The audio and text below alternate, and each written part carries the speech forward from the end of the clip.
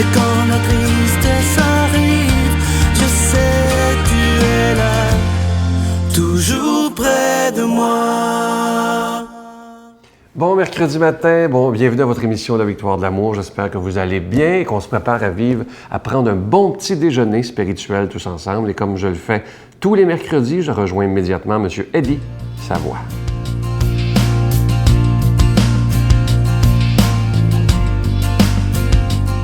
Je suis en compagnie de M. Savoie.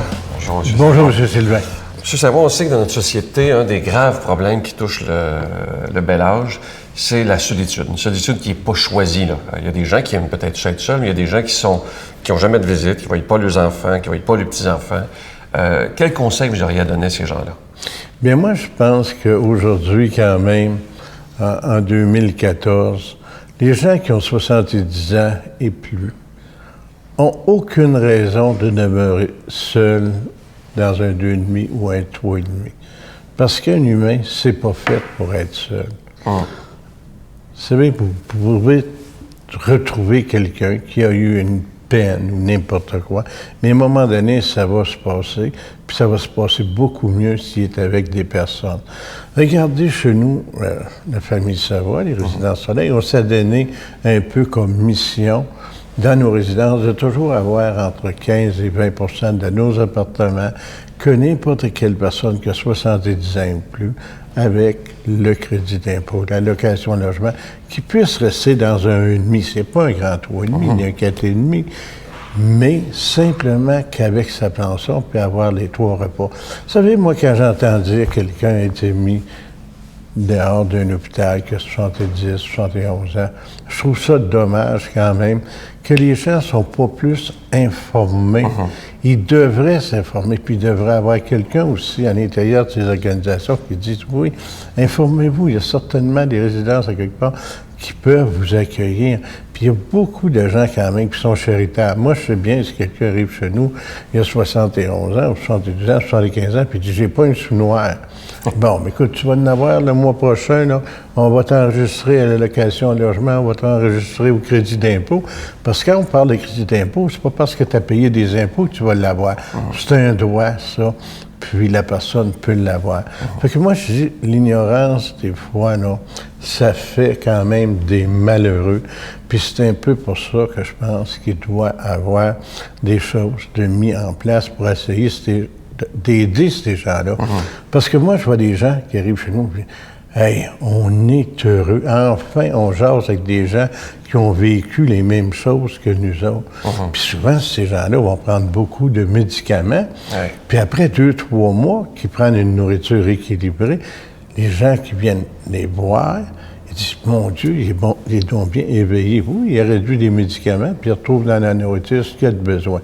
Je pense qu'il y a un grand bien qui devrait être fait dans les hôpitaux, d'avoir des conseillers qui peuvent conseiller ces gens-là, puis ça ne coûtera pas énormément de sous. Pour les mettre à la rue, là. Exactement. Merci, M. Savoie. Plaisir. Bonne semaine.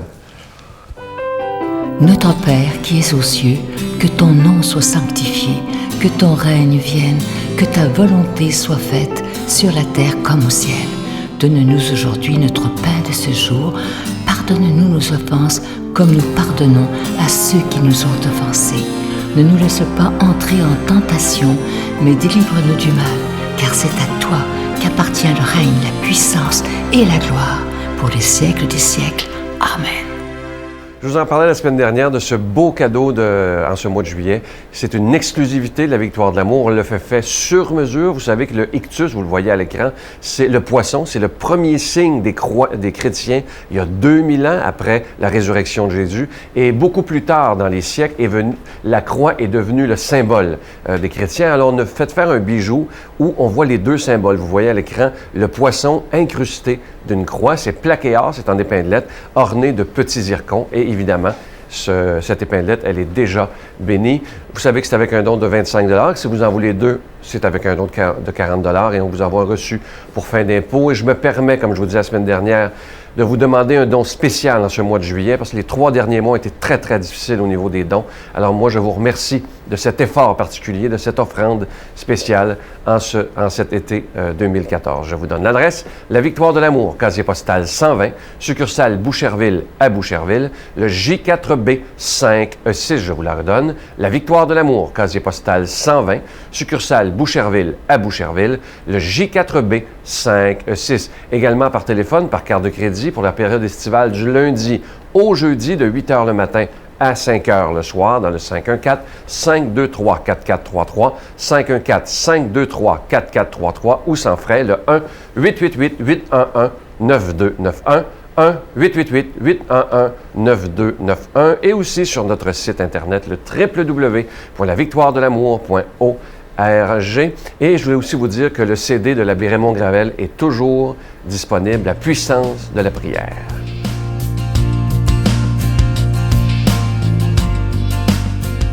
Mon Dieu, donnez-moi la sérénité d'accepter les choses que je ne peux changer, le courage de changer les choses que je peux et la sagesse d'en connaître la différence. Amen. Aujourd'hui, la parole de Dieu sera proclamée par notre ami Luc Faneuf.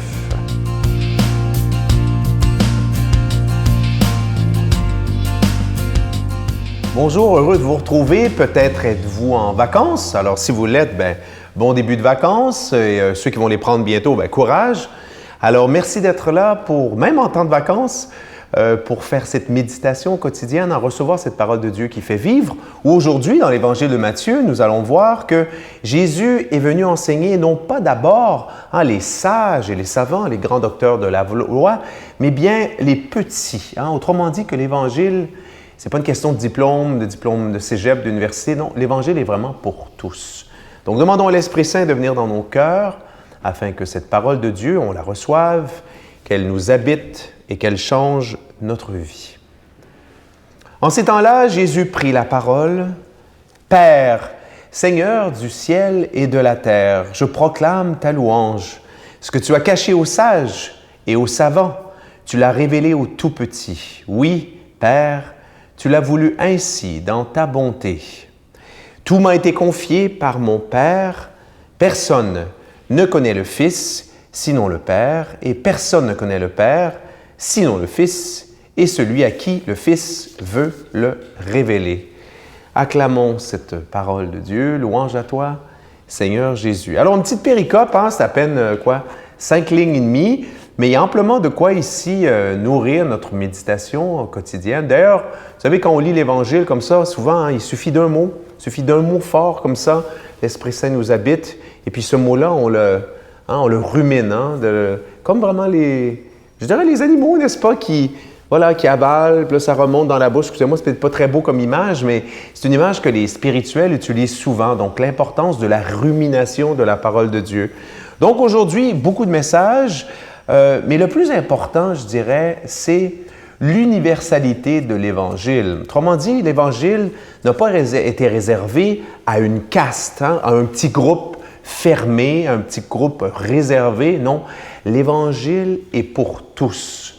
Et c'est étonnant quand on lit ça parce que on a l'impression que quand on écoute Jésus dans l'Évangile, peut-être moi par des formations professionnelles, mais on a l'impression que le plus clair de son temps, Jésus, je dirais, avait des disputes, des débats, des chicanes même avec les chefs religieux de son époque. Oui, certainement, Jésus, sa mission, on le sait, sa mission spirituelle, c'est de venir sauver le monde.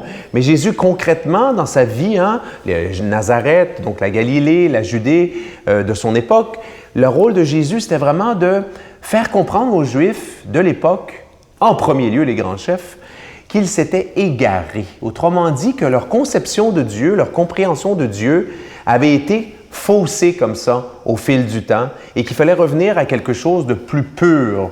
Et c'est pour ça qu'on voit très souvent Jésus qui va entrer en débat, en combat même, parfois même en chicane, jusqu'à une sainte colère, n'est-ce pas, contre les chefs des prêtres qui ont l'air vraiment, là, si vous me permettez l'expression québécoise, vraiment bouchés des deux bords. Mais là, ici, on a un petit Jésus.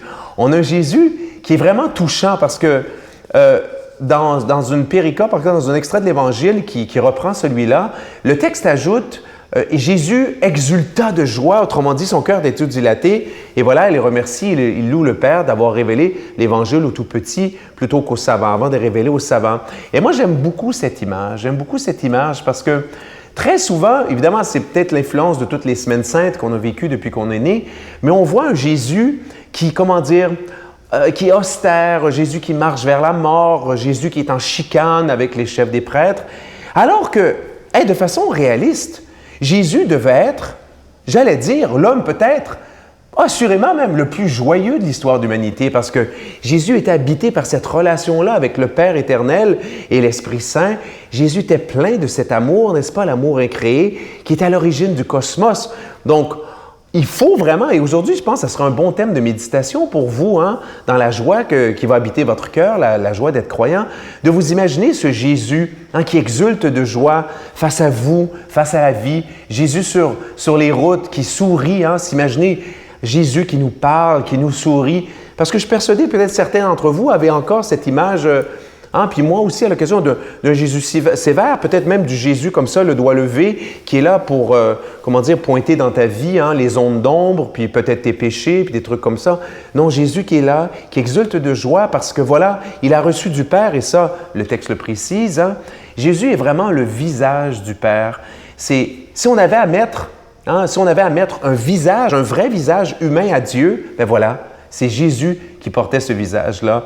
Et Jésus est tout content de voir, là je reviens au texte, pendant sa mission, que, d'accord, face aux élites, aux classes dirigeantes, aux chefs de l'époque, sa mission semble un échec. Et de fait, on peut penser, voilà, Jésus sera crucifié, mis à mort, qu'elle a été. Mais non, Jésus constate que des foules entières d'humbles gens, le vrai monde, ces gens-là, comme vous et moi, l'écoutent. Ces gens-là, en recevant son message, se disent, ben voilà, Jésus parle vraiment d'un Dieu qui est séduisant. C'est ça le vrai Dieu, le bon Dieu, le Père des miséricordes, plutôt que ce Dieu, cette vision un peu, je dirais, faussée du Dieu de l'Ancien Testament qui tape sur les doigts. Donc, rendons grâce au Seigneur pour l'Évangile. Demandons-lui de nous bénir, lui qui est Père, Fils et Saint-Esprit.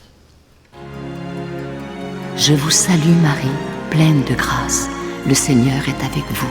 Vous êtes bénie entre toutes les femmes, et Jésus, le fruit de vos entrailles, est béni. Sainte Marie, Mère de Dieu, priez pour nous pauvres pécheurs, maintenant et à l'heure de notre mort. Amen. Sur les pas de Jésus.